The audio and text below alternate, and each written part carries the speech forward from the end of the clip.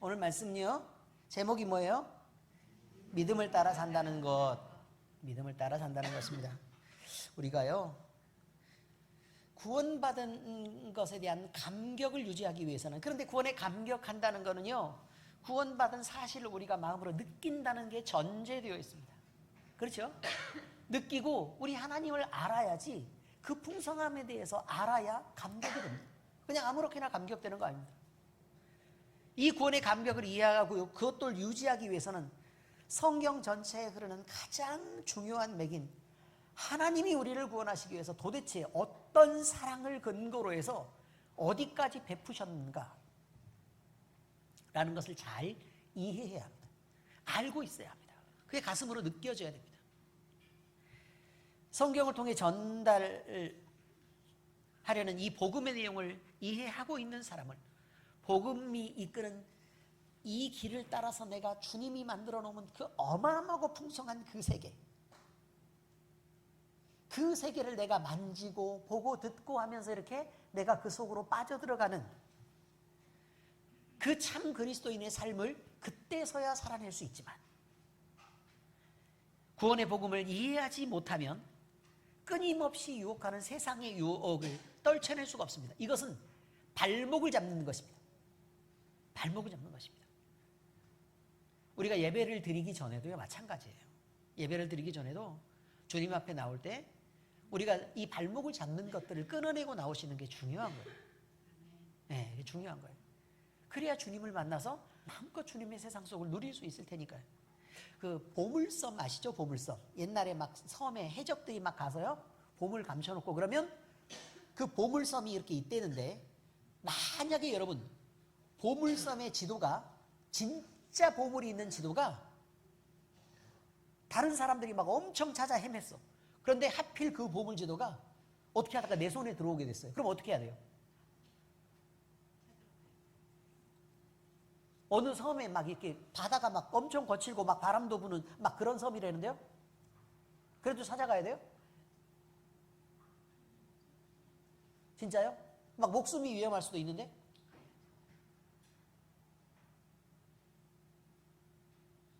적은 보물이 아니고 한 6천억밖에 안 되는데? 거기에 목숨을 바꿀 수 있어요. 얼마밖에 안 된다고요? 6천억 정도밖에 안 되는데 그래도 괜찮겠어요? 막 황금이 막 가득하고 막 그렇다는데요? 여러분, 돈만 보고도 가요, 우린. 그래요, 안 그래요? 돈만 보고도 간다고요. 그거 말고도 어마어마한 게 하나님을 만나는 거예요. 우리 주님을 만나는 거예요. 근데 여러분은, 내가 답답한 게 뭐냐면, 병에 걸렸어. 왜 주님을 매달리고 찾아가서 그분을 만나려고 하지 않냐는 거예요, 난. 너무 이상하지 않아요, 여러분? 삶의 어려운 환경에 있어. 그럼 어떻게든 주님 만나가지고 손을 벌려서 주님을 잡으면 해결이 된다는데 왜 안 하시는 거예요? 우리 인생의 마지막이 있어.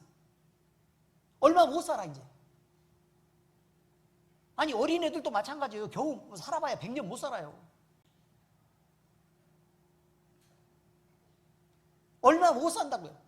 근데 왜 인생의 마지막에 내가 주님을 믿고 잡기만 하면 영원한 천국, 그 영화로운 나라에 들어간다는데 도대체 왜 안 하는 거예요? 왜? 왜요? 여유 있으세요? 내 마음이 질병과 고통으로 시달리고 세상이 주는 온갖 아픔과 그 괴로움 속에서 막 살고 막 부대끼고 막 이렇게 하는데, 이 삶의 문제만 붙잡고 주님 못 만나면 계속 이 안에 살 거 아닙니까? 왜 못 만나냐? 왜 그 주님을 붙잡으러 달려가지 않냐 그 말이에요. 사도 바울은요, 걸어가지 않는다고 얘기했어요. 어떻게 한다고요? 경주하는 자처럼 달려간다고 얘기했어요. 왜요? 급해요. 급하잖아요 지금. 그러면요, 우리의 기도가 달라져요. 기도할 때 주님 뭐 어쩌고 그렇게 못해요. 막 간절함 속에서 가슴을 쥐어 뜯어야 되는 거라고, 사실은. 만나야 되니까. 빨리 지금을 벗어나고 싶지 않냐고 지금. 찬양할 때 그렇게 못해요 지금처럼. 다윗처럼 오랜 마음을 모아서 드려서 주님을 그렇게 경배해도 부족한데 참 여유들이 있으십니다. 좋으시겠어요? 여유 있어서. 그렇게 할 수 있어서 참 다행이시라고요. 여러분, 세상을 붙잡으면 끊임없이 목마르고 갈등합니다. 잘 먹여놓아도요, 이게 마른 비만하고 비슷해가지고요, 영양실조도 걸리고 뭐 이게 부족한 게 많이 생깁니다. 그래서 건강할 수 없습니다. 온전히 구원받은 그리스도인이 되면서 그 풍요로움을 누리고 사느냐, 아니면 여전히 세상 속에서 돈 빨리 얼마를 벌어야 되는데 그래야 손익분기점을 넘어가는데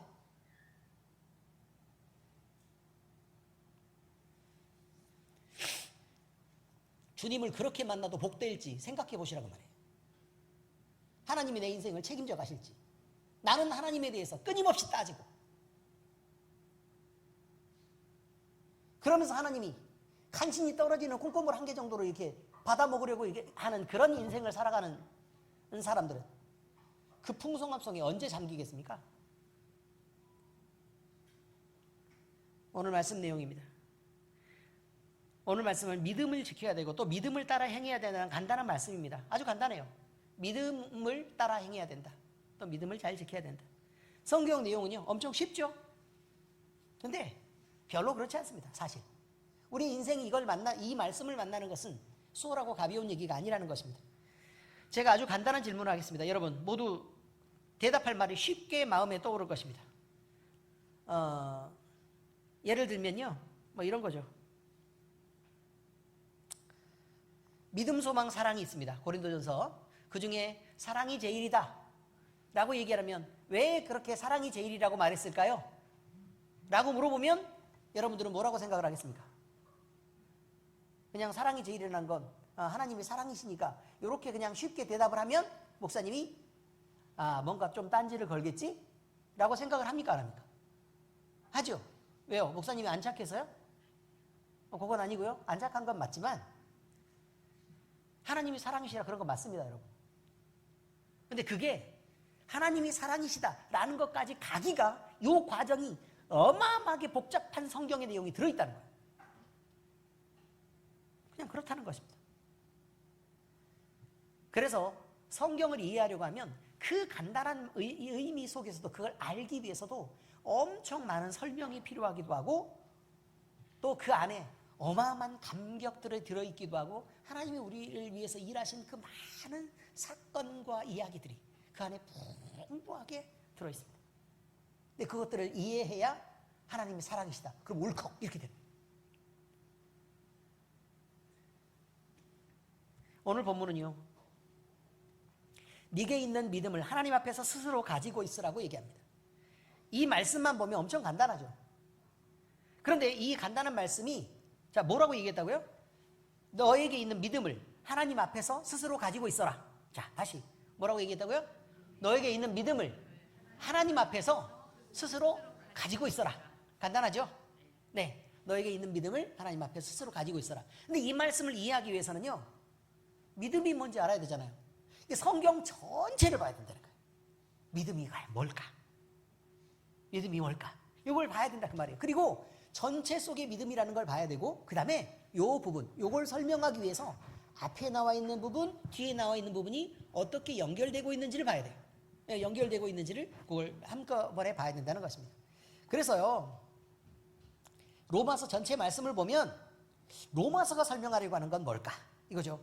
그러면 자, 이건 정확하게 그냥 아주 간단하게 얘기하면 이신득의 또는 이신칭의라고 얘기해서 믿음으로 의롭게 되기 때문이다. 이렇게 설명을 합니다. 자, 그러면 이걸 보면서요, 우리는 이걸 풀어서 설명하면 이것입니다. 하나님이 얼마나 크고 놀라우며 감당할 수 없는 풍성하신 그 은혜와 사랑을 우리에게 베풀었는가. 그리고 그런 걸 베풀면서 우리가 무엇을 했기 때문에 준 거 아니고 그냥 우리에게 베풀어 놓으신 거다라고 지금 설명하고 있습니다. 그러면서 본문의 이 앞쪽에는 뭘 얘기하고 있는 거예요? 믿음을 하나님 앞에서 너희 스스로 가지고 있어라. 앞편에는 뭘 얘기하고 있는 거냐면 믿음이 연약한 자들을 돌보고 네가 먼저 져줘라. 그러면서 요 사람을 배려하는 삶을 살아야 된다라고 얘기합니다. 왜 그러느냐? 네가 하나님께 은혜를 받았기 때문이다. 그러니 이해하고 용서해야 된다. 자, 그리고 나서 다음에 오늘 본문이 뭐가 온다고요? 믿음을 하나님 앞에서 스스로 갖고 있어라. 이 믿음을. 그리고 그 다음 편에 15장에 나오는 내용이 또 뭐냐면 또 그렇게 되어 있습니다. 다시 예수 그리스도를 본받아 선을 이루는 삶을 살아야 된다. 그래서 또 섬기고 져주는 삶을 살아야 된다. 이렇게 얘기합니다. 자, 그러면 보세요. 오늘 본문의 앞쪽에 뭐가 나왔다고요? 져주고 섬기는 삶을 살아야 돼요 라고 나왔어요. 그 믿음을 가졌어요? 그러면 그 믿음을 하나님 앞에서 잘 지켜내세요 라고 얘기하고 또 뒤에 뭐라고 얘기해요? 져주고 섬기는 삶을 살아야 돼요. 이 전체 속에 흐르는 건 뭐라고요? 하나님이 말할 수 없는 은혜로 하나님이 너희를 끊임없이 사랑했던 그 무한한 사랑을 너희에게 베풀었으니까 그 사랑을 받은 너희는 이렇게 지내야 된다. 이런 의미란 말이에요. 재밌죠? 나만 재밌나요? 의미를 이해하셨죠? 그래서 성경을 이해할 때는요, 이런 게 필요한 거예요. 이런 시각이. 그래서 이렇게 세 줄 읽으면서 그 다음 줄 읽으려고 그러면 앞쪽 쭉 지워가면서 이렇게 머릿속에서 쭉 지워가면서 아무것도 기억 안 나고 이렇게 읽으시면 돼요? 안 돼요? 안 돼요. 그러면 다시 앞쪽을 바라보면서 또 다시 읽고 또 앞쪽을 확인하면서 또 다시 읽고 이렇게 왔다 갔다 이렇게 하면서 읽으셔야 돼요. 그냥 쭉 읽어 나가면 안 돼요. 알았죠, 이병 집사님? 알았대요. 그래야 된답니다. 자, 여러분, 이것이 중요합니다. 너무 당연한 거죠. 그런데 우리에게 또 뭐라고 얘기하고 있는 거냐면 그 뒤편의 말씀들을 쭉 보면 우리는 스스로 행동할 수 있는 게 아니래요. 믿음을 지키라고 얘기를 하면서도 우리는 스스로 행동할 수 있는 게 아니래. 근데 우리는 끊임없이 세상의 욕심을 부리고 또 세상에 소망을 두고 그냥 하나님 잊어버리고 그렇게 살 때가 너무 많대. 그런데 우리에게는 특별한 선물을 주셨대요. 그 선물이 뭐냐면 성령이에요. 성령. 뭘 주셨다고요? 성령. 그래서 성령이 우리 마음속에 임하여 계신단 말이에요. 임하여 계시면 우리는 주님만 이렇게 붙잡으면 적어도 가슴에서 손을 떼지 말고 인생을 이렇게 살으라 그 말이에요. 이렇게 하나를 여기에 붙여놔요. 이렇게 아시겠어요? 붙여놔. 그리고 나서 주님을 꼭 붙잡고 나서 누구를 만나든 가슴에서 손을 얹고 봐요. 잘 보세요. 사람들이 인사할 때도 이렇게 인사하면 어때요? 이렇게 인사하는 것보다 이렇게 인사하면 공손해 보이죠? 그렇죠? 그렇죠? 그럼 이야기할 때도 이렇게 이야기를 하면 어때요? 좋죠? 그러니까 이렇게 사는 게 나쁘지 않다고. 그러니까 오른손 잡이면 어느 쪽 손을 붙이면 좋겠어요? 왼쪽 손을 붙이면 돼요. 왼손 잡이면 왼손을 붙이면 돼요. 그냥 오른손 내비두고 왼손으로 이렇게. 아시겠어요? 그렇게 해서 사시는 게 좋겠다 이런 말입니다. 자, 그런데 거기에 또 뭐라고 나오냐면 성령 하나님이 우리를 도우셔서 그렇게 살게 하실 거다 이런 말씀을 하시고요. 그리고 뭐라 그러냐면 본문에 자기를 옳다 하는 바로 자기를 정죄하지 아니하는 자는 복이 있다 이렇게 말해요. 자기가 옳다 하는 바로 그러면 자기 기준으로 자기를 정죄한다라는 말은 자기를 판단한다는 거예요. 내 기준으로 나를 판단해. 근데 나를 판단하려 그러면 내가 판단한다 그러면 판단의 자를 가졌다는 뜻이거든요. 나 판단의 자를 가졌어요. 그럼 판단의 자를 가진 사람은 남도 죄요 안 죄요? 그렇죠. 내가 내 판단의 자를 가졌다는 뜻은 남하고 대하는 걸 보면 알아요. 남이 자꾸 마음에 든다 안 든다를 말하는 사람은 다 자기 판단의 자를 가진 거예요. 남이 옳다 그르다를 얘기하는 사람은 다 내가 판단의 자를 가진 거예요. 그런데 나도 온전할 수 없잖아요. 그죠? 그러니 내가 말하는 기준을 제시하는 것만으로도 내가 하나님 앞에 정죄받는 일을 하고 있다라고 지금 표현하고 있는 거예요. 그런 표현을 하고 있는 거다.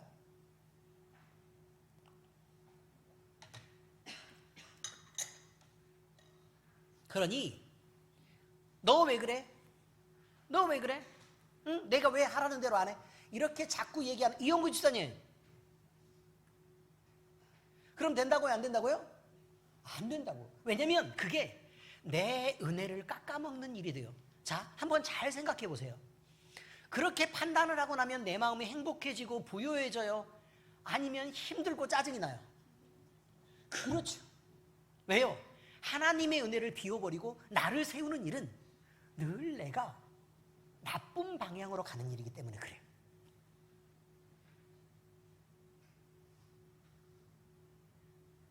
그래서 하나님의 은혜 가운데 풍성하려고 하면 어떻게 하면 돼요? 가슴에 손을 얹고 주님이 나에게 베풀어 주신 사랑을 생각하면 돼요.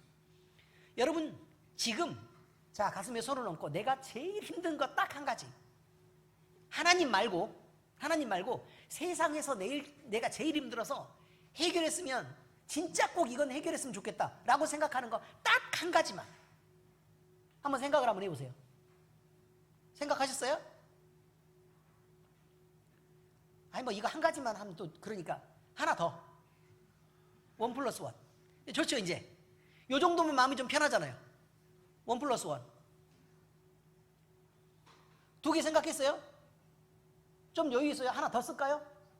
좋아요. 1+2 세 개 생각하세요. 세 개. 이것만 해결되면 된다. 됐어요? 그럼 이제 신앙 잘 지킬 수 있겠어요? 그래도 안 돼요? 아니 해준다면서요. 하나님이 이거 해주신대요. 자 다시 강단에서 선포하는 거예요. 하나님이 이거 해결해 주신대요. 자 그러면 하나님 잘 섬길 수 있겠어요? 아이 이 정도면 해야죠. 다시 대답들을 잘해요. 요것만 해결해 주면 된다. 세 개요. 세 개. 요것만 해결하면 나는 진짜 목숨 걸고 하나님 섬기겠다. 이 시간 딜이에요. 딜. 우리 서원하고 같아요. 정확하게 하셔야 돼요. 정확하게. 자 하시겠어요?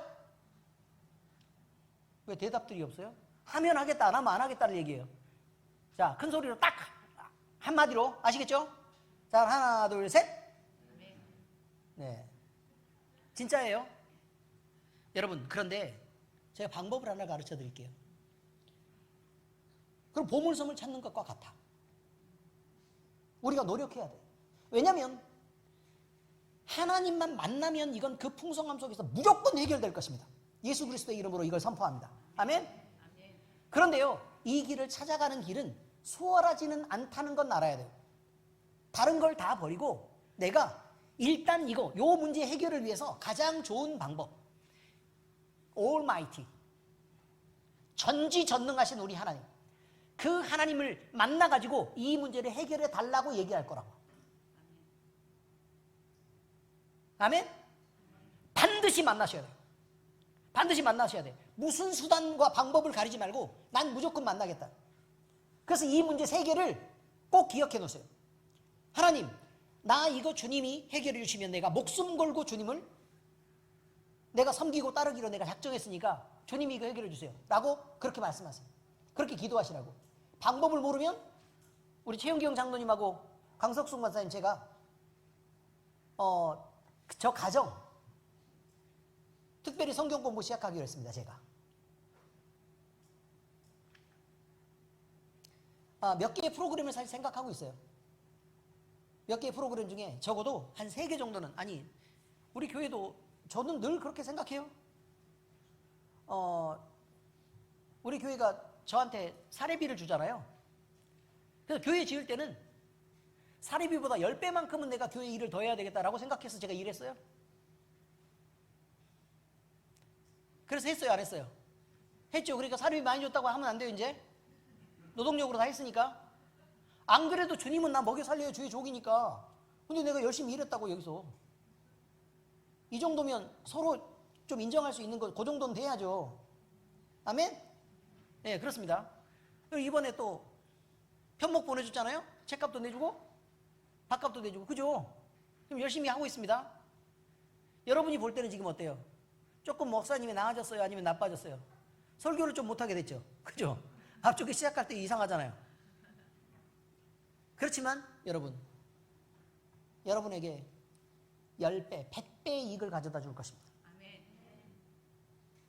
몰라요. 그 이상이에요. 1000배만큼이 될지 10,000배만큼이 될지 몰라. 사실은 여러분들이 하나님을 발견하게 되잖아요. 그 풍성함 속을 딱 발견하게 되면 여러분은 지금 소원을 하지 않았어도 목숨 걸게 돼요. 당연히 하게 돼요.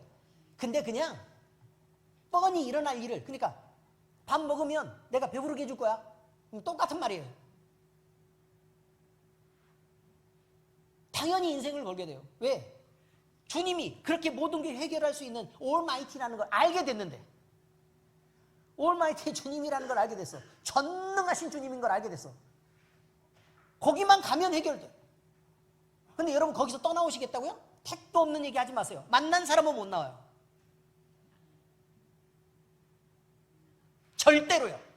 Absolutely not.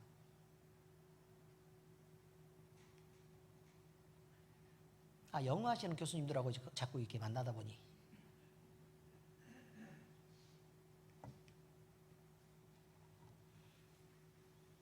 여러분 바로 이것입니다. 근데요, 정죄하는 것, 그러니까 사람은요 일반적으로는 다 자기 편이죠, 그죠? 자기 편입니다. 그런데 이것을 이해하기 위해서는요, 이제 우리가 다 알고 있는 아담까지 올라가는 거예요. 성경을 이해하기 위해서는 전체를 다 봐야 되니까. 아담의 원죄가 있어요. 그 원죄가 우리를 부패하게 만들었어요. 그래서 왜곡되게 만들었어요. 그래서 자기가 하나님처럼 행동하게 해. 그래서 왜곡이 있다 보니까 내가 온전히 하나님 편에 있는 생각을 못하고 자꾸 왜곡돼서 세상 편으로, 세상 쪽으로 이렇게 왜곡돼서 삐뚤어지게 자꾸 나아가는 거예요. 화살을 삐뚤어진 걸 잡고 방향을 정확하게 잡아서 이렇게 맨날 쏴도 이렇게 가고 이렇게 가고 이렇게 가고를 반복하고 있단 말이에요. 그런데 우리가 이런 우리에게 충고하고 고치라고 얘기 안 돼서 고쳐지겠냐고. 이미 우리는 왜곡되어 있는데 안 되겠죠. 그죠? 그러면 우리 어떻게 해야 돼요? 이거를, 요 삐뚤어진 화살은 다 어떻게 해야 돼요? 버려야 돼요. 에이씨, 이거 쓰니까 안 되네 라고 판단했으면 어떻게 된다고요? 버리면 되는 거라고. 버리면 되는 거라고. 그리고 어떤 화살을 잡아야 돼요? 그나마 좀 반듯한 걸 잡아야 된다는 얘기예요. 여기까지는 이해가 잘 되셨죠? 반듯한 걸 잡아야 돼요. 그리고요, 완전 가까이 가서 쏴야 돼요. 이해됐습니까? 어떻게 하면 된다고요? 완전 가까이, 화살하고 관여가 한 요만큼, 한 2cm 정도 사이 두고 딱 당겨서 거기서 딱 이렇게 쏴야 된다 그 말이에요. 주님을 발견한 사람들은 그나마 덜 왜곡되도록 자기 죄를 관리해야 된다는 얘기를 말하는 거예요. 자기 사고를 관리를 해야 된다는 걸 말하는 거예요. 내 마음속에 내 인생에 헌신이 없고 뜨겁지 않은 사람들을 날 관리를 해야 돼. 내가 은혜 속에 깊이 있는지, 아니면 여전히 죄의 다스림 속에 있어서 하나님의 은혜와 멀리 떨어져 있어서 조금 둔감한 자로 살고 있지는 않은지, 감기 아니고 말라서 그래요. 둔감한 자로 살고 있지 않은지. 하나님을 발견하면요, 하나님이 너무 크고 강력한 사인을 주기 때문에 민감하지 않은 사람도 아주 센 자극을 느낄 수밖에 없어요. 알잖아요. 손에 막 전기가 오고, 막 불이 막 들어오니까 막 감당을 못하겠고, 그런 걸 만날 수밖에 없다는 거예요. 아니, 목사님한테 기도만 받아도 그런 정도인데, 여러분 직접 하나님을 만약에 대면하는 순간 어마무시하겠죠. 근데 병이 견딜 수 있다고요? 무슨 말도 안 되는 소리예요.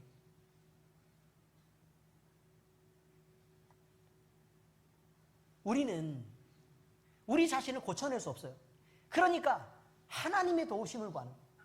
성령 하나님이 우리 마음속에 찾아오시고, 이 찾아오신 주님을 외면하고 계시면 안 돼요. 늘 가슴에 손을 얹고 주님을 다 생각하고 이렇게 있으면서 주님이 내 안에서 나를 가득 채우시기를, 그것을 구하고 기도해야 된다는 거예요. 채워지기 전에 내가 눈도 안 뜨겠다라고 생각하고 내가 배고파도 내가 밥도 안 먹을 거야 라는 열심이 있어야 나를 가득 채우는 주님을 느낄 수 있고, 그리고 그 주님을 느꼈을 때 그때 바로 기도도 하고 찬양도 하고 말씀도 있고 이렇게 되는 거예요. 그 풍성함 속에 같이 거할 수 있게 되는 거라고요. 여러분, 우리의 한 사람의 잘못은요, 한 사람의 잘못은 나만 잘못돼서 그냥 그래 내가 잘못될 수 있네 라고 깨달을 수도 있고, 혹시나 누가 충고를 하면 이게 고칠 수 있습니다. 그런데 잘못했는데요, 나랑 비슷한 잘못을 한 사람이 같이 붙었어. 둘이 얘기해 보니까 특별히 막 잘못한 것 같지가 않아. 한 사람이 더 붙었어. 왔는데 그 사람한테도 물어보니까 같은 잘못을 한 사람 같이 붙어 셋이 묶였어. 그러니까 뭐야, 우리 잘못한 거 아니네, 다들 사람은 똑같네, 이렇게 된 거예요. 이해가 잘 되십니까? 이거 집단지성이랍니다. 이 집단지성은 자기를 옳다고 인정하게 만들어요. 그리고 또 다른 사람이 오죠? 그럼 정상적으로 생각하고 있는 사람이 와도, 야, 사람들은 다 그런 게 아니야, 다 너같이 막 그렇게 거룩한 거 아니야, 너만 잘났냐? 이렇게 돼요. 우리처럼 돼야 인간다운 거야 라고 말하죠.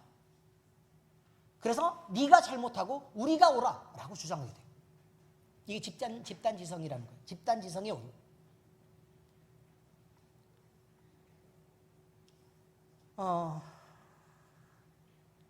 여러분, 예수 믿는 사람들은요, 이게 중요합니다. 그런 집단지성으로 빠지지 않는 게 중요해요. 내가 하나님과 1대1 관계 속에서 옳고 그름에 대한 분명한 인식이 있는 게 대단히 중요합니다. 자, 그런데 우리가 그럼 대충 얘기를 해보도록 하겠습니다. 예배에 참석하는 사람들은 어떤 자세로 나와야 됩니까?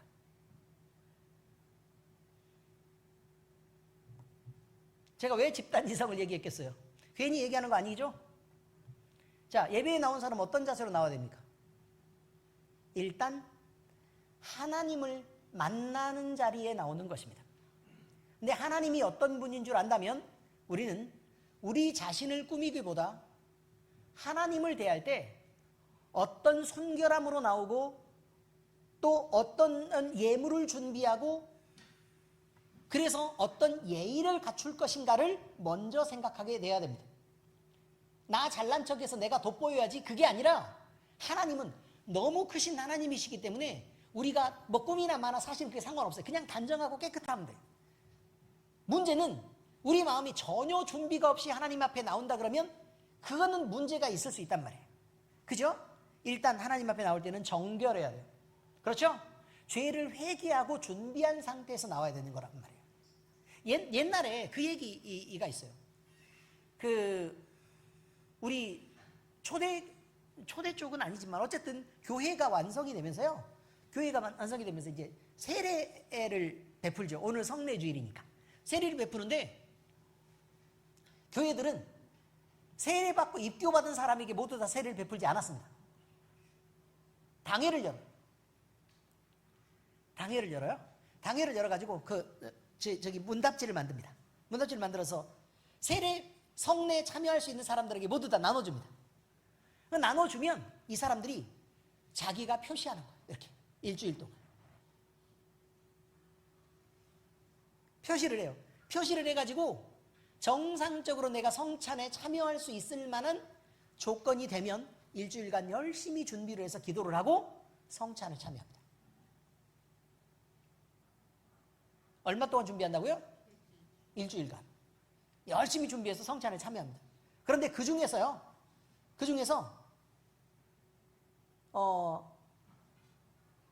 몇 명만 성찬에 참여할 수 있도록 만들어주는 거예요. 그럼 나머지는 성찬에 못 참여하겠죠. 자격이 돼도. 그죠? 그래서 그 성찬을 사모하게 되는 거예요. 이제 이렇게 됐다 그 말이에요. 그런데 얼마 만에 한 번씩 성찬이 열린 줄 아십니까? 그때? 언제요? 3개월 만에 한 번씩. 스위스네요, 스위스. 스위스 제네바 교회에서 칼빈 시대에 그랬다는 거예요. 여러분, 우리가 하나님 앞에 나오는 거는요, 반드시 우리의 죄의 문제를 해결하고 깨끗하게 씻어야 합니다. 하나님께 집중할 수 있는 마음의 자세를 준비해야 됩니다. 뿐만 아니라 반드시 하나님 앞에 나오는 자는 예물을 드려야 됩니다. 헌금도 준비 안 하고 나오는 것은 옳지 않습니다, 여러분. 이거 습관되는 거 아주 나빠요. 아시겠습니까? 그리고 또 봉사와 헌신도 해야 됩니다. 그리고 나가서도 내가 어떻게 그리스도인으로 살겠다는 다짐까지 함께 준비해서 나와서 주님 앞에 예배하는 것입니다. 근데 이 5가지 중에 몇 가지가 빠졌어요? 아니요, 전부 준비돼야 돼요. 전부. 한 개라도 빠지시면 안 돼요. 그 얘기를 말하는 것입니다. 이것이 믿음으로 행동하는 것입니다. 믿음을 따르는 길에 선다는 것은 하나님의 존재를 인정하는 자리에 있다는 것입니다. 이게 얼마만큼 대단한 일인지 여러분은 모를 것이에요. 하나님을 인정하는 자리에 있다. 그리고 예배자로 산다는 것입니다. 반대로 그 길에서 벗어난다는 것은 창조주 하나님을 인정하지 않거나 외면하거나 무시하는 정도로 서 있다는 그런 것입니다. 그런데 하나님께 내가 필요한 은혜만 구한다고요? 무슨 귀신 잡신 섬기는 것입니까? 그렇지 않습니다.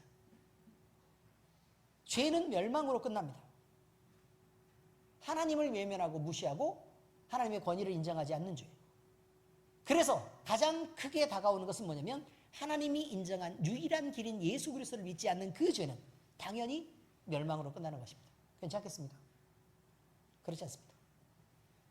두 번째, 복 있는 사람은, 우리 복 받기 좋아하잖아요. 그렇죠? 복 받기 좋아하죠? 자, 오늘 본문은요, 대응구가 등장합니다. 이렇게. 자, 그 내용은 믿음을 따라 행하는 사람은 복이 있다. 또 의심하고 먹는 자는 정죄되었다. 아시겠죠? 이렇게 대응구. 복 있는 사람과 의심하고 먹는 자. 이렇게 돼 있어요. 복 있는 사람과 복 없는 사람. 이해됐죠? 자, 그런데 복 있는 사람은 믿음을 따라 행하는 사람은 어떻게 된다고요? 복이 있고, 그 다음에 의심하고 행하는 자는 복을 못 누리니까 정죄되었다. 이제 이렇게 말을 하는 것이죠. 자, 이런 구성은요, 성경의 대표적인 표현법입니다. 이런 표현이 되게 많이 나와 있습니다. 자, 그런데 이렇게 대조하는 이유가 뭘까요? 대조하는 이유가, 자, 노래를 부를 때, 자, 약한 걸 충분히 약하게 하세요. 이게 무슨 뜻이에요? 그 다음에 강하게 들어갈 때 빵 하고 들어가세요 라는 말하고 똑같은 말이에요. 강약을 대조시키는 거라고요. 강약을 세게 부르세요. 그 말이 무슨 말이에요? 그 다음에 약하게 떨어뜨려야 돼요. 이런 뜻이에요. 그래서 그런 악상이 대단히 중요한 것처럼 성경도 어마어마한 문학적 가치를 갖고 있고 또 수준이 엄청 높기 때문에 이런 표현들이 많이 있어요. 그런데 여러분, 그럼 강조점은 뭘까요?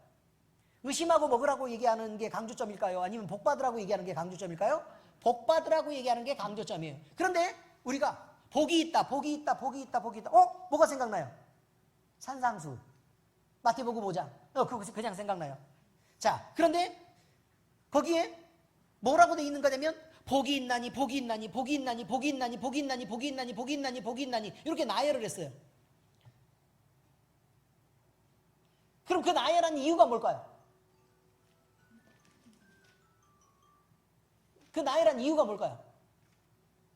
우리가, 자, 하나님을 믿으면 건강하기도 해요.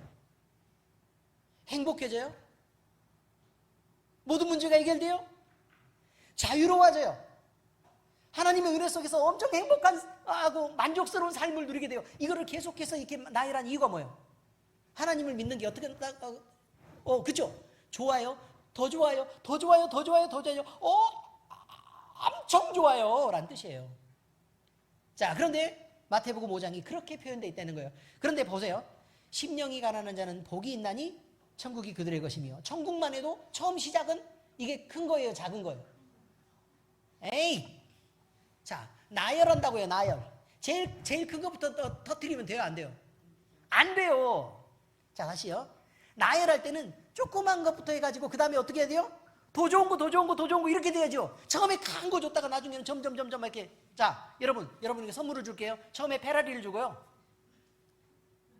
자동차 페라리를 주고요. 우리 이정진 권사님 엄청 좋아하는 차예요. 페라리를 주고 그 다음은 뭘 주냐면 거기다가 자동차 시트도 줄 거예요. 그 다음에 거기에다가 청소 먼지 털이개도 줄 거예요. 그 다음에 타이어 왁스도 주고 거기에 뭐 심지어 운전할 때 먹을 수 있는 이 껌도 줄 거예요. 이렇게 얘기를 했어요. 이거하고 자 이렇게 얘기할 때 이렇게 얘기하는 거하고 자 다시요. 운전하려면 졸리니까 껌이 필요하죠? 제가 여러분에게 껌을 드릴게요. 자 둘째. 근데 운전할 때 편안하게 돼야 되잖아요. 그러니까 자동차 시트도 이렇게 편안하게 앉을 수 있도록 따뜻하게 할 수 있는 시트를 드릴게요. 그리고 또 뭘 얘기했죠? 뭐 어쨌든 타이어 왁스 반짝이게 타이어 왁스도 하나 드릴게요. 그럼 기분 좋아요, 안 좋아요? 기분 좋죠. 그 다음에 거기다 시트도 주고 그리고 한 가지 조금만 걸 추가하는데 이것이 모두 들어있는 페라리를 드릴게요. 이렇게 얘기했다고. 이해가 되셨어요? 어떤 게 더 좋아요? 두 번째 게 난리 나죠. 처음에 페라리를 드릴게요. 그것만 해도 근데 물론 그것도 좋지만 응? 그럼 또 우리는 또 주님 세금은 안 내주시나요? 운영비는 어떻게 해요? 아니 팔아 쓰면 되지. 아무튼 근데 이거예요. 심령이 가난한 자는 복이 있나니 천국이 그들의 것이며. 이게 큰 거예요, 작은 거예요? 제일 조그만 거예요. 근데 천국이에요. 제일 조그만 게 뭐라고요? 천국이요. 근데 가난에 빠졌다는데 천국이에요. 요 정도면 알만하잖아요. 그죠? 그 다음에요. 근데 우리가 볼 때는 애통하는 자 그렇게 얘기하니까 또 마음이 불편해. 근데 또 복이 있대. 복이 있나니 그들이 위로를 받을 것입니다. 여러분 천국은요 조금 멀리 있는 거예요. 위로는요 주님이 우리 안에 찾아와야 되는 거예요. 아시겠어요? 어떤 게 더 커요? 위로가 큰 거라고요. 주님과 함께 있는데 천국은 당연히 가는 거지. 주님 집이 거긴데. 그렇지 않아요? 자, 그 다음에 온유한 자는 복이 있나니 그들이 땅을 기업으로 받을 것이며. 위로만 주는 게 아니라 우리한테 막 상속도 안 돼. 헐 대박. 이렇게 지금 되고 있는 거예요. 근데 이거를 지금 점점 커지는 걸 못 읽어요. 또 의에 줄이고 목마른 자는 복이 있나니 그들이 배부를 것이며. 땅만 있는데 그럼 농사 뒤지게 하고 굶으면 어떡하지? 라고 걱정할 필요가 없다고. 어떻게 돼요? 배부를 것이라 그 말이에요. 긍휼히 여긴 자는 복이 있나니 그들이 긍휼히 여김을 받으며. 아니 잘못해도 용서해 준대. 또 마음이 청결한 자는 복이 있나니 그들이 하나님을 볼 것이래요. 이게 어마어마한 거예요. 이게 점점 커진다는 느낌을 느끼면서 보면 이게 어떤 건지 알겠는데. 화평케 하는 자는 복이 있나니 그들이 하나님의 아들이라 일컬음 받을게요. 하나님을 만났어. 그런데 그 다음에 뭐래요? 너는 내 아들이라 내가 너를 양자로 삼을게. 이래도 작아지고 있어요 지금? 아니죠.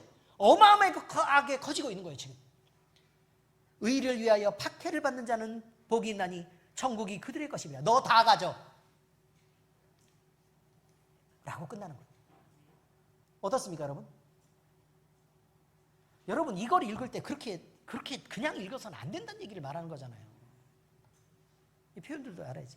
이 부분 역시 A는 B다 라는 걸 반복하고 있어요. 그죠? 네, 그래서 받을 복을 점점 점층화해서 점점 커지고 가까워지고 실제적이 돼요. 그래서 점점 그 복이 극대화되고 있다고 얘기하는 거예요. 우리는 이 말씀을 모두 다 기억하겠습니까? 그렇지 않아요. 이 모든 것은 딱 하나로 끝나요. 뭐? 하나님을 사랑하라. 그리고 꼭 이런 걸 주시는 주님을 어떻게 해야 돼요? 만나야 된다는 거예요. 만나야 된다. 그래서 이 말씀은 또 언제 나오는 거냐? 5장 6장의 산상수훈이에요. 산상수훈은 주님이 천국이 이렇다라는 걸 가르쳐주고 싶은 거예요. 근데 이 부분이 어디에 등장해요? 맨 처음에 등장해요. 그러면 이건 뭘 말하고 있는 거냐면 이 아래에 있는 전체를 말하고 있는 거예요. 아래에 있는 전체가 바로 천국인데 이렇게 너희에게 막 구체적으로 주실 천국이라는 게 아래에 막 이렇게 있는데 그게 이거다라고 지금 얘기해 주는 거라고. 개관과 같은 거예요. 도입. 이해되셨어요? 그러니까 이걸 읽을 때 부분적으로 읽으면 안 된다는 말씀을 드리고 있는 것입니다. 자, 그런데요, 우리가요, 하나님 나라의 복을 얻으려면 돈을 벌거나 운동을 하거나 취미 활동을 추구하거나 믿을 만한 인관계를 만든다거나 하는, 다시 말해서 인맥과 학연, 지연을 의지하는 거나 내 노력과 또 내가 가진 자본들을 의지해서 열심히 투자하고 내가 그렇게 해내는 방법이 아니라는 거예요. 하나님이 요구하시는 건 뭐냐면 가난하고 애통하고 온유하고 의에 줄이고 목마르며 긍휼히 여기고 마음이 청결하고 화평하고 의를 위해서 박해를 받는 방법으로만 얻어지는 거라고 말해요. 그러면 우리가 생각하는 것과 완전히 다른 개념이죠. 그렇지 않습니까? 그렇다는 거예요. 그러니 근데 분명히 그 결과는 어때요? 세상의 것을 얻으려고 하는 사람은 망할 것이다 라고 얘기합니다. 다 망할 것이다. 근데 이런 방법으로 하나님의 나라를 추구하는 사람은 어떻게 될 거다? 모두 다 복을 받을 것이다. 그래서 하나님의 나라를 유업으로 주실 것이다. 너 다 가져까지 가게 될 거다 라는 게 성경 말씀이라고요. 이러고도 감격이 안 된다고요? 다 준다는데? 무슨 페라리 할 때는 얼굴에 웃음꽃이 활짝 피었더니 하나님 나라를 다 준다 그러니까 뭐 그다지 시덥지 않죠. 왜냐면 의를 위하여 박해를 받아야 되고 긍휼히 여겨줘야 되고 여러분이 해야 될 게 무지무지하게 많게 보이십니까? 그래서 불편하십니까? 그런데요, 여러분, 하나님은요 우리에게 이걸 하라고 말하지 않는다고 말해요. KTX를 타는 것과 같다고 말해요. KTX를 타려 그러면 어떻게 하면 됩니까? 어떻게 하면 돼요? 티켓을 사요. 그 다음에 시간 맞춰서 역에 가요. KTX를 타요. 앉아있으면 돼요. 아시겠어요? 자, 다시요. 어떻게 하면 된다고요? 티켓을 사요. 그 다음 역을 가야 돼요. 역을 가야 돼요. 시간 맞춰서 역을 가요. 그 다음에 어떻게 하면 돼요? KTX를 타고 자기 자리에 앉아있으면 어디까지요? 부산에. 부산까지 간다고요. 이제 이해되셨죠? 자, 첫 번째는 뭐 한다고요? 티켓을 사요. 예수님을 믿어야 돼. 천국 가는 거. 티켓을 사요. 두 번째는요? 시간 맞춰서 역에 가야 돼요. 그러니 교회 안으로 속해 있어서 이 안에 있어야 된다고 얘기하는 거예요. 예수님을 믿되 교회 안에 속해서 교회의 지체로서 성도로서 있어야 된다 그 말이에요. 어느 자리에 있어야 될 걸 얘기하는 거예요. 무슨 말인지 아시겠죠?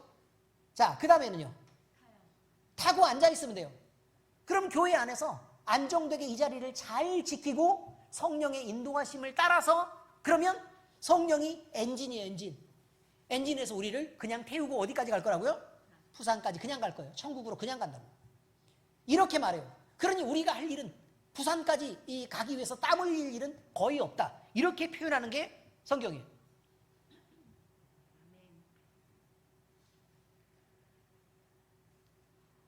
천국을 우리가 소유하기 위해서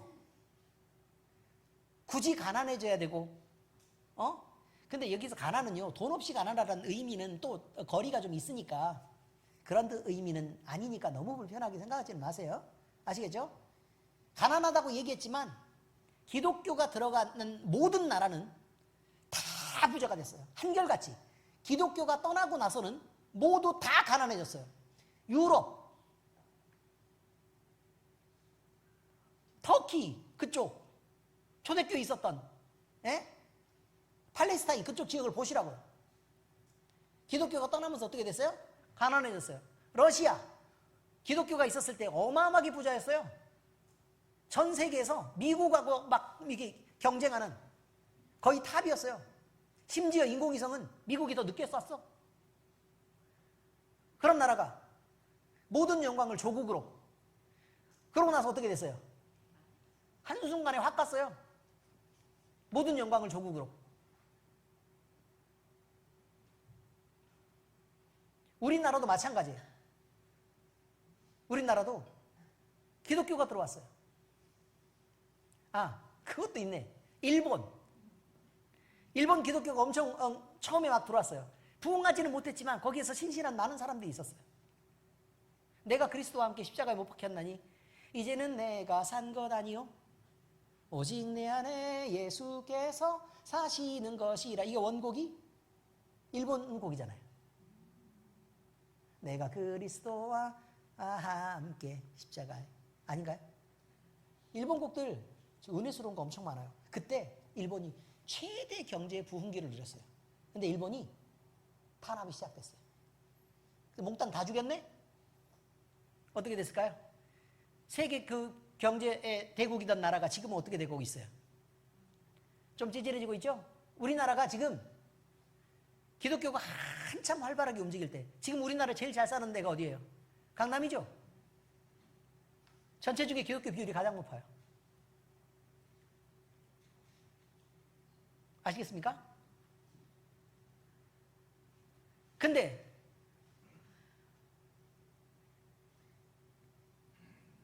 신앙이 부패하는 건 아주 대표적인 한 가지 패턴을 따르는데 정권과 야합하는 거예요. 다시 말해서 정치적으로 변질되는 거예요. 그래서 모두 다 망했어요. 정치적으로 변질됐을 때 하나님은 하나님의 나라와 그 시민권에 대해서 얘기해요. 근데 그 힘을 주체하지 못하고 세상의 정권하고 연합해서 이 세상에서도 영화를 누리고 싶은 거예요. 그럼 어떻게 돼요? 다 망해요. 정신 차리시라고요. 그래서 내가 교회에서 정치 얘기를 하는 거를 극히 싫어하는 거예요. 그것밖에 못 봐? 이런 거죠. 더 풍성한 게 있는데, 아무튼 여러분의 신앙도 내가 조금 정치적으로 이런저런 색깔을 갖고 있다라고 생각하면 여러분 회개하시기 바랍니다. 아멘? 다시요. 아멘? 정치적 색깔 갖지 마세요. 누가 뭘 했다 하지 마세요. 기독교는 핍박받는 게 당연한 거예요. 핍박 안 받는 기독교가 어디 있어요? 세상 나라가 아닌데. 근데 왜 핍박을 피하려고 하세요? 바른 신앙을 가지고 핍박받으려고 하세요. 그게 맞아요. 그래서 의의를 위해서 박해를 받는 자가 복이 있대잖아요. 근데 정치적으로 탄압받는 거 얘기하는 거예요? 그거 아니에요.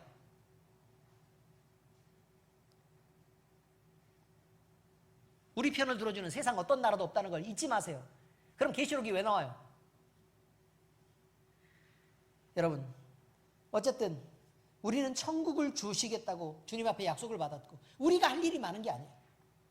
그저 예수님을 믿고 성령 받고 그 안에 꾸준히 그걸 지켜나가고 그 자리에 꼭 잘 앉아있는 거, 이게 중요한 거라고. 근데 그냥만 앉아있으라고 얘기하느냐? 성경 말씀 적용이에요. 자, 제목 읽으세요. 시작. 그러나 우리의 삶이 따라와야 합니다. 자, 이건 아주 간단해요.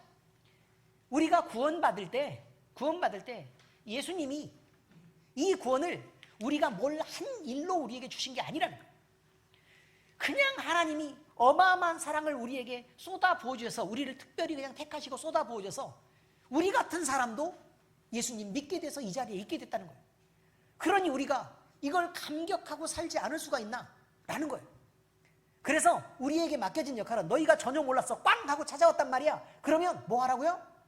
주님을 알자, 이 말이에요. 주님을 알자. 그 주님을 알자. 우리에게 얼마나 크신 은혜와 사랑을 베풀어 주셨는지 그 주님을 알자. 그 주님은 얼마나 능력이 있으신지 주님을 알자.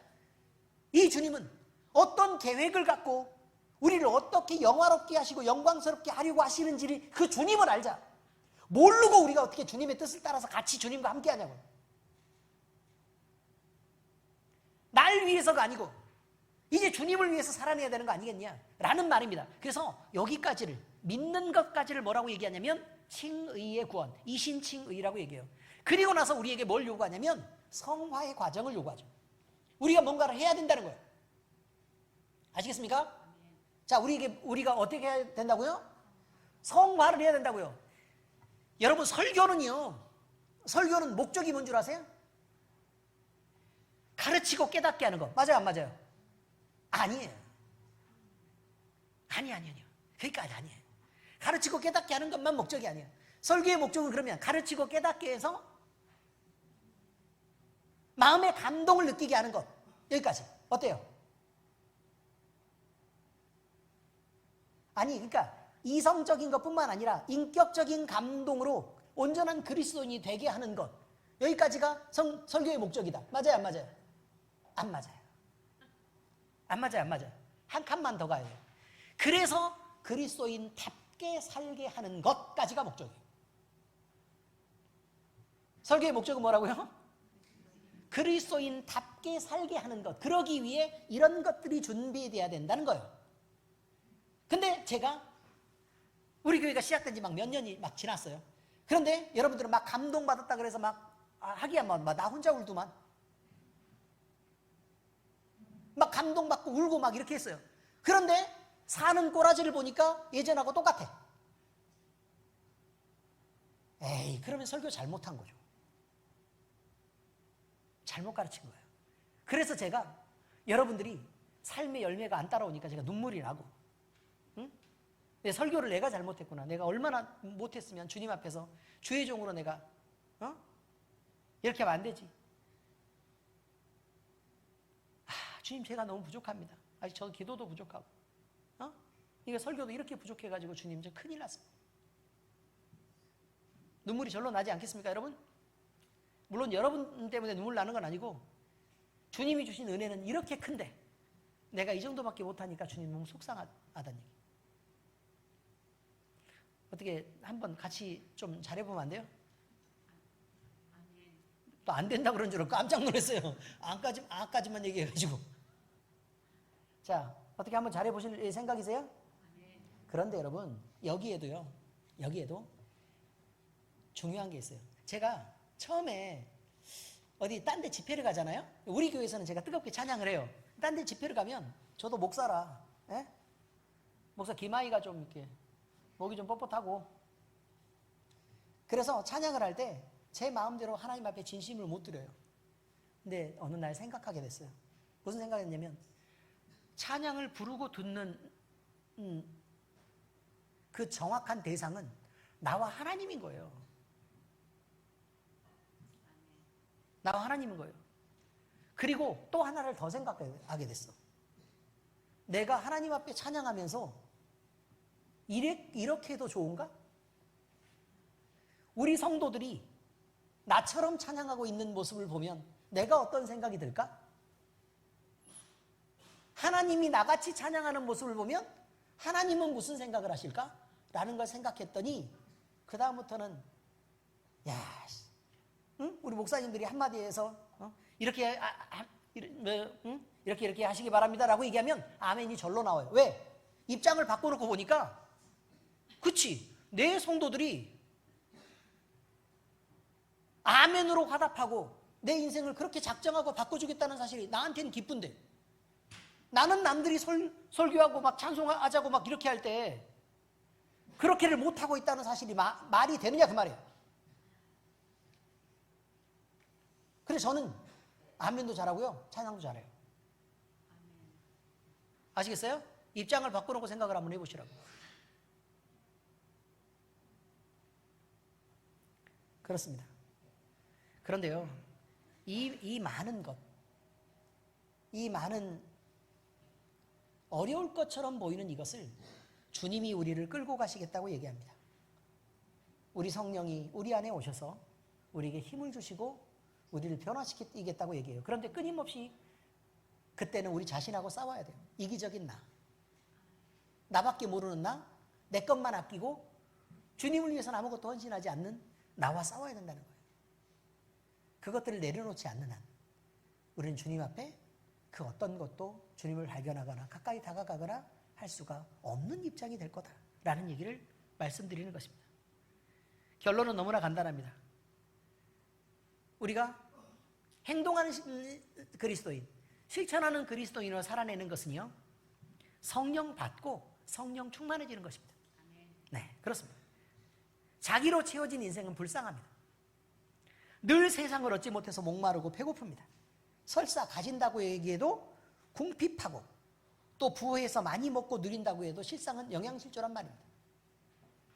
그러니 불균형을 만들기 때문에 내가 풍요로운 것 때문에 병들고, 내가 부족한 것 때문에 또 병이 되는 그런 나쁜 인생을 계속 살아갈 수밖에 없다는 것입니다. 주님 우리에게 우리의 삶이 그리스도를 닮은 모습까지 따라와야 된다고 말합니다. 지금까지 나눴던 말씀에서 우리가 알다시피 그 방법은 너무나 간단하죠. 예수님을 믿어야 합니다. 그리고 성령 받아야 합니다. 그리고 그 감동으로 순종하면서 살아가야 합니다. 우리 엘림교회 모든 성도들은 모두 예수님을 바로 믿고 성령 충만해서 성령 감동으로 살아갈 수 있기를 우리 주 예수 그리스도의 이름으로 축복합니다. 기도하겠습니다. 하나님 아버지 감사합니다. 우리는 우리 주님이 주신 우리를 구원하신 그 크신 은혜에 너무나 감격하고 또 너무나 감사합니다. 그런데 아버지 하나님, 우리가 그에 합당한 영광을 돌리며 우리가 주님 앞에 헌신하는 모습으로 살지 못했던 것을 주님 기억하며 이제는 아버지 하나님이여, 이제 전능하신 하나님의 나라, 풍성하신 그 하나님의 나라, 우리의 모든 문제, 적어도 우리가 작정했던 세 가지 그 문제만큼은 반드시 해결해 주시는 우리 하나님의 나라를 우리가 반드시 만나게 하시고 그 풍성함과 풍요로움 속에 우리가 모두 거할 수 있도록 주님 인도하여 주시옵소서. 우리에게 성령으로 찾아오시고 강력하게 우리 속에 임재하시고 능력을 나타내시며 우리를 온전히 회복시켜 주시옵시고, 그래서 우리로 실천하는 그리스도인, 행동하는 그리스도인으로 살아내게 하시옵소서. 우리를 온전히 그리스도의 닮은 모습으로, 예수님 닮은 모습으로 변화되어 살 수 있도록 주님 우리에게 은혜 베풀어 주옵소서. 살아계신 우리 주 예수 그리스도의 이름으로 감사하며 기도합니다. 아멘.